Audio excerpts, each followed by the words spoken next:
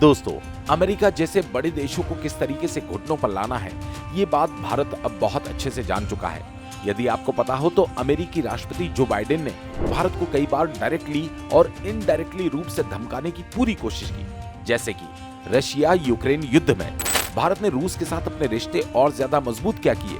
पूरा अमेरिका, पूरा यूरोप भारत के ऊपर टूट पड़ा और वो ऐसे ऐसे मुद्दे उखाड़ कर लाए गए जिनसे भारत का कोई लेना देना नहीं। यदि आपको पता हो कि वर्ल्ड बैंक और IMF जैसी बड़ी इंटरनेशनल ऑर्गेनाइजेशंस ने कई तरीके से भारत को लेकर मैनिपुलेटेड डेटा को पब्लिश किया, जिससे भारत की छवि विश्व भर में कैसे खराब की जा सके, लेकिन ये सब होने के बावजूद भी भारत ने रूस के साथ अपने रिश्तों को मजबूत बनाए रखा। और अब जब भारत और रूस की दोस्ती इतनी गहरी है कि टूटने का नाम नहीं ले रही, तो अब अमेरिका खुद ही बोल रहा है कि भारत और रूस की दोस्ती को तोड़ पाना हमारे बस की बात नहीं।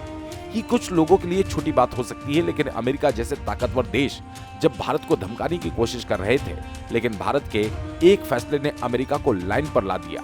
जैसा कि आप लोगों को पता होगा, रूस यूक्रेन के बीच में जैसे ही वॉर शुरू हुआ तो यूरोप और अमेरिका की तरफ से रूस की फाइनेंशियल सप्लाई पर प्रतिबंध लगा दिया जाता है। 30 से भी ज्यादा अमेरिकी कंपनी अपना काम रूस के अंदर बंद कर देती है और अमेरिका की तरफ से सीधी वार्निंग जारी की जाती है, जो भी कंपनीज या फिर जो भी ऑयल कंपनीज ऑयल लेकर रशिया से किसी भी और देश को सप्लाई करेगी, उनको इंटरनेशनली रूप से बैन कर दिया जाएगा।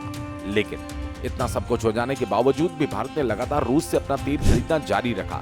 चीन के बाद भारत दुनिया का दूसरा वो देश है जिसने रूस से सबसे ज्यादा खरीदारी की और रूस ने भी भारत के साथ दोस्ती निभाई। भारत को सस्ते दामों पर कच्चा तेल सप्लाई किया और साथ में भारतीय रुपए में ट्रेंड किया। तमाम तरीके के इंजीनियरिंग गुड्स जैसे केले, अंडे, तमाम मशीनरी भारत ने रूस को सप्लाई की। और जब पिछले 2 सालों से भारत ने रूस से तेल खरीदना बंद नहीं किया, तो अब अमेरिका के कई बड़े ऑफिसर्स आकर बोल रहे हैं कि भारत रूस से तेल खरीदे, हमें इससे कोई दिक्कत नहीं।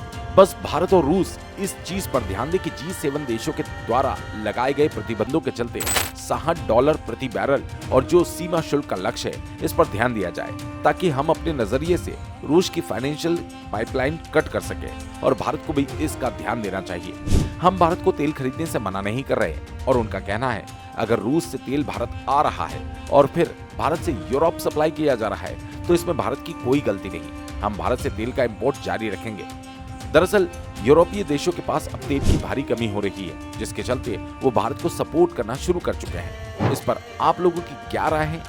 क्या यूरोपीय देश लालच में आकर ऐसा फैसला ले रहे हैं या नहीं? कमेंट करके अपनी राय जरूर बताएं। और हाँ, ऐसी ही इंफॉर्मेटिव वीडियोस पाने के लिए वीडियो को एक छोटा सा लाइक और चैनल को सब्सक्राइब जरूर कर लें।